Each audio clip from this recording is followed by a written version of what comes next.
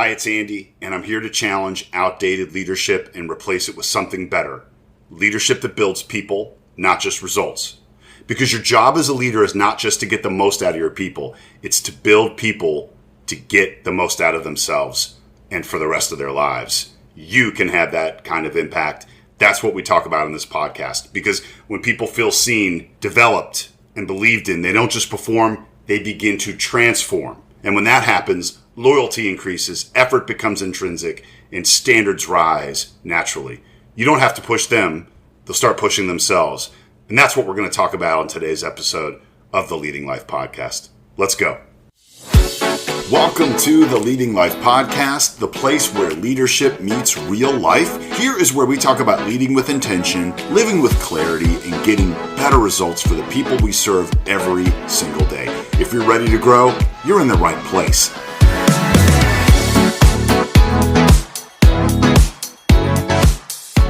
Right now on today's episode, 10 lessons that will transform your leadership. Yep, I promise. Welcome to the Leading Life Podcast. I'm Andy Zook, and this isn't just a podcast about leadership. This is about who you are becoming as a leader and as a person. So as a leader of leaders, my mission is to evolve how we lead, bringing modern thinking and real human impact into a world that's still holding on to outdated leadership models. Let's change that, because leadership today isn't just about results. It's about how you show up, how you develop your people, and help them build a fulfilling life. I've spent more than 35 years of leading teams, building people and learning what actually works and what doesn't. And here's what I can tell you. Most leadership advice is outdated, safe, and incomplete. So every episode here is designed to challenge that. No fluff, no empty motivation. I promise real conversations and practical actions that you can take immediately in your next meeting, your next tough conversation, in the moments that actually define you as a leader. Because the goal isn't just to lead better at work, it's to become someone worth following everywhere in your life. And so today we're breaking down 10 powerful lessons from Reed Hastings, co-founder of Netflix. Little backstory. He built Netflix into a global powerhouse by combining bold, strategic pivots with an unconventional leadership philosophy. He saw early on that DVDs by mail wouldn't really last long, so he moved aggressively into streaming, and before it was obvious, he later doubled down on original content when others hesitated. But what made Reed truly different was how he ran the company. High talent density, radical candor, and a culture of freedom and responsibility that empowered top performers. So instead of protecting what worked, Hastings constantly reinvented the business, betting on where the world was going, not where it had been, and built a team capable of evolving with it. He didn't just build a company, he rewrote the rules of leadership. And I'll tell you right now, some of what you're about to hear is going to feel different and uncomfortable, because great leadership isn't comfortable. It's honest, it's intentional, and it's bold. Most leaders are trying to play a different game. They're trying to keep everyone happy, avoid conflict, and maintain stability. But Hastings built his culture based on excellence, truth, and freedom. And here's the truth most leaders don't say out loud. You can't build something great by protecting average. All right, let's get into it. Lesson number 1 from Reed Hastings. Talent density changes everything. Hastings believed one thing deeply. A team of A players will outperform a larger team of mixed talent every time. And here's what happens when talent density rises. You need fewer rules, you get faster decisions, and your energy goes up dramatically. Humans unconsciously match the standard around them. But if you can raise the room, the behavior will raise with it. If you feel like you're constantly managing problems, it might not be a process issue, it might be a people issue. So don't just build a team, build a high performance environment. Lesson 2, pay top of market. Yep, Netflix pays people at the top of the market, not because it's generous, because it's strategic. Replacing top talent costs time, momentum, and culture. So when people feel highly valued, they don't just stay, they commit. So stop asking, how much does this cost? And start asking, what is this person worth when they're fully engaged? Lesson 3, adequate performance equals exit. Yeah, this is where most leaders struggle. So at Netflix, adequate is not acceptable long term, and here's why. Your top performers are watching. Nothing demotes high performers faster than watching mediocrity get tolerated. So every time you keep someone who's just okay, you silently tell your people this is the standard. This is the acceptable standard. Kindness is not lowering the bar, but kindness is telling the truth and helping people find where they can truly thrive. Lesson 4, employ radical candor. Yeah, Netflix runs on honest feedback. Not once a year, not hidden in performance reviews, but constant, direct, and respectful. Uncertainty creates anxiety. Clarity, even when it's difficult or hard to take, creates relief. Think about this. How many conversations are you avoiding right now? Say the hard thing, have the difficult conversation, but say it in a way that shows that you care about the person. Lesson number 5, freedom over control. No vacation policy, no micromanagement, minimal approvals. Instead, act in the company's best interest. Here's the key. This only works with high talent teams though. Autonomy is one of the stronger drivers of motivation. But if you don't trust your team, why are they on your team? Control feels safe, but it kills innovation. Years ago, I had an amazing person work with me on my team, and he was in another department, and he was so skilled in that department. I would give him really clear vision of what we were trying to do, but I gave him total freedom in his department, and he excelled every time. He excelled way further than I ever could have myself. That's how good he was. So remember that freedom is far better over control.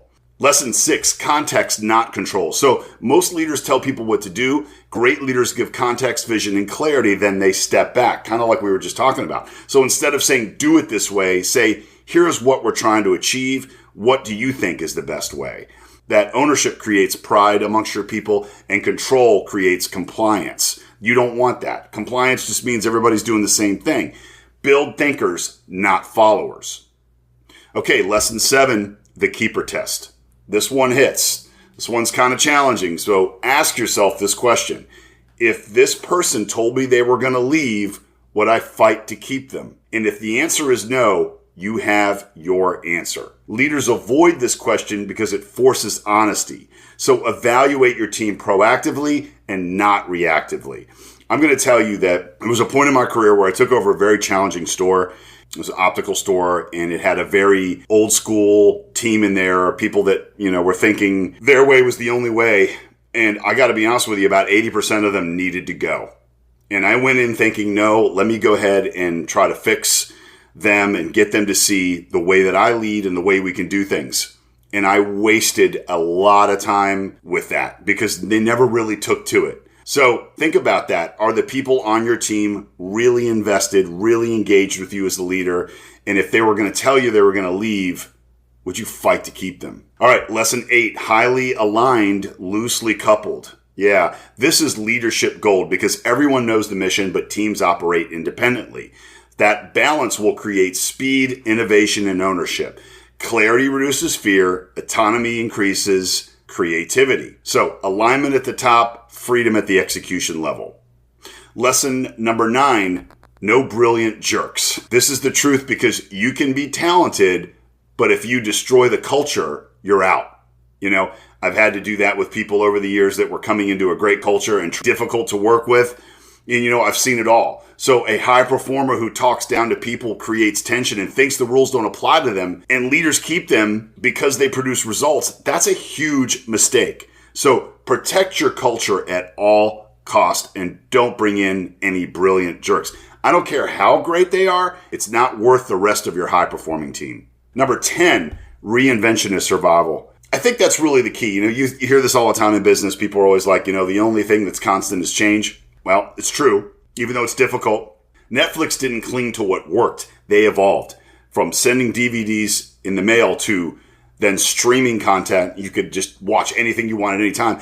Then creating their own original content. I mean, that's amazing. I remember when they were first doing that, I was like, wow. Because most companies die because they defend the past. They defend what used to work. But humans crave certainty even when it's outdated. What are you holding on to right now? What used to work but just doesn't for you anymore? Your job is not to protect what was, it's to build what's next. We got to say that again. Your job is not to protect what was, it's to start building what's next. Here is your leadership edge for this episode. Reed Hastings teaches us to raise the standard, tell the truth, trust great people, eliminate mediocrity, and stay adaptable. It's not easy leadership, but it's intentional leadership. So here's your call to action for this week. I want you to do this. Run the keeper test. Remember that one? That's the one where you ask yourself, if this person was to leave, would I fight for them to stay? I want you to be really honest. I want you to think about everybody on your team right now, or maybe 5 managers that you oversee. Would you fight to keep them? There's got to be 1 or 2 that you probably wouldn't.